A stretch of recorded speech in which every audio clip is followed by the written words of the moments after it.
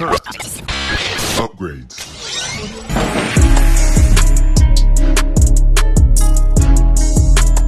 Welcome back, ladies and gentlemen, to another JVS movie review brought to you from the Tribeca Film Festival. This film here, which was an award winner last year, it won a grant last year to be made into a film this year.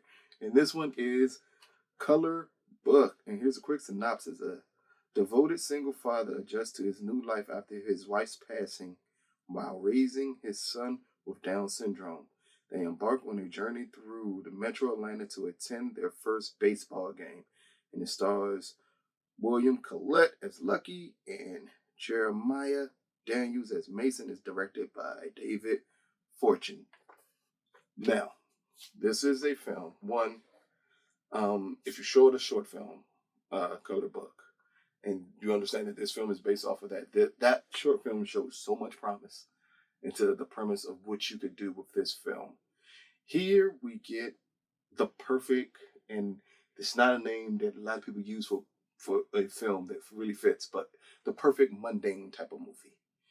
Here it's nothing huge goes on here. This is an everyday life type of film as we're introduced to Lucky and Mason as they're saying goodbye to his wife at a balloon releasing ceremony. And during the ceremony, he gets one of the, I want to say family members who attended. Yes, his cousin who attended it, gave him the option to, hey, I'm able to get y'all in the game. You can bring Mason out so he can see his first game. And everything is surrounding just him adjusting to life as being Mason's only parent, while also being terrified to let Mason out into the world. Like we see through Lucky eyes, and even mentioned with his cousin taking Mason to the game is giving him trepidation of even allowing him out in the world, just with everything being oh so new and oh so raw, with him losing his wife and now having raised his son and being worried about anything that his son could get into. And then that's where the adventure starts off when he decides, yes, we're going to go see the game. He goes against a rinky-dink car. You can imagine how that works out for Lucky with a rinky-dink car. As then we go on this journey of them going to the baseball game. And almost everything humanly possible that can go wrong goes wrong as they're on their way to this baseball game. But at no point in time of everything going wrong did it feel unrealistic. It felt like real life situations that can lead to these obstacles. And through these obstacles, we get to see this father and son through a different dynamic that I think is necessary in a film like this, which is shot in black and white, to see. Because throughout it, we see Lucky being kind of a stern father, kind of hard on Mason, but we understand he's hard because of what he sees as Mason's limitations. And then Mason is just an adventurous kid. Like, he may seem like he would be older, a bigger kid, but he's just a kid who knows what he wants, knows what he likes, and just wants to experience so much stuff here. While still behind it all, still grieving, losing a parent. This film does an amazing job at just showing just how hard it is to act like everything's normal when nothing is normal anymore. As we see them on this train going to the game, we meet certain friends of Lucky and just the interaction, especially around Mason and a balloon, which is an ongoing theme in this film of Mason and balloons, and just everything that engulfs Lucky as it just him trying to rest. And then it's a saying, it's not necessarily a spoiler of Mason getting lost, and we hear the fear. Will does an amazing job as Lucky in this film, as we just hear the fear in his voice of thinking, I lost my kid, what is going to happen? And him being just so desperate. But then in certain moments with Mason, where he wants to be stern with him because he feels Mason isn't listening, which Mason is not listening at all to him, we still feel the caring of father behind that. Down to this gut-wrenching scene that they have at the end of the second act at the subway between them two, that unless you're not human, it's going to break you. It is such an amazing, powerful scene. But again, I think that's the whole point of this, is a journey story, a journey type of film, unlike one that you've possibly ever seen before. of it being a father-son journey film along the way just to get to a baseball game, but not with comedic hijinks being in their way. Like, these are real obstacles that none of it seems far-fetched, and all of these obstacles could be in their way. And by the time you get to the end of their journey and what they go through as an audience member, you're literally wondering, was it worth it to go through all of this to get to that end conclusion?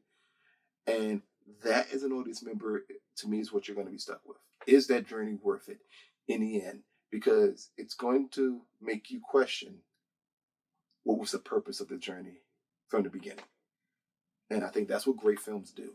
They put something in front of you, but the entire time you're watching this thing in front of you, and you're watching these characters go through these arcs. A great movie will show you those arcs, and the whole time, that's not what the film's about.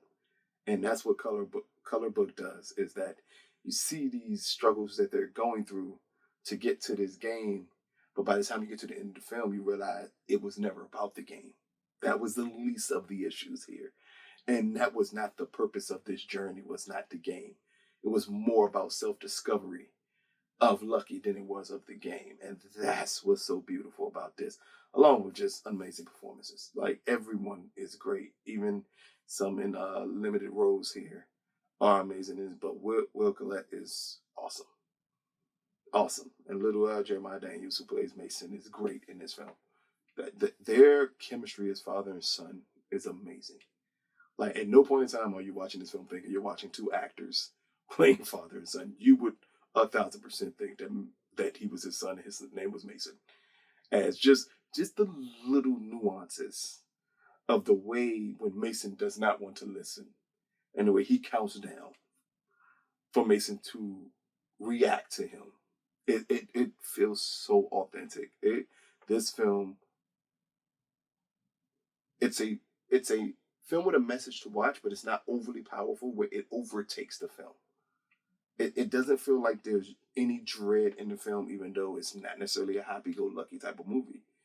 But it is a movie of self-discovery of Lucky, of what it now means to be a father, and how that transition needs to happen after you lose a wife. And for Mason, of what it's going to be now life like when you don't have that woman in your life who you absolutely love. Like, this is a great film to check out. So, Color Book, brought to you by the Tribeca Film Festival. Out of a possible 10, I'm going to give Color Book a 9 out of 10. This is a film. I don't know if anyone has picked this up for distribution yet. If they have not, someone needs to hop on this film immediately. This is the type of film. It's very reminiscent for me of when I saw We Grow Now out of the Toronto Film Festival last year, and those same feelings came over me as I was watching Color Book, of just seeing a film of showing a parent having to make this adjustment in life and how you're going to go through it, and then giving them a journey to reach that end game is amazing. It's just a beautiful setup. It's a beautiful setup, and it definitely does not disappoint from an amazing short that most amazing shorts do not make good full-length feature films. But this one did, and it's definitely a film that you need to check out whenever it's announced that it has distribution. I just don't know right now if it has distribution, but check it out. Whenever we do find out to have distribution, we'll go back to update it so you can find this film. But again, check it out. Let us know what you think. This has been another JVS movie review brought to you from the Tribeca Film Festival. Peace, people.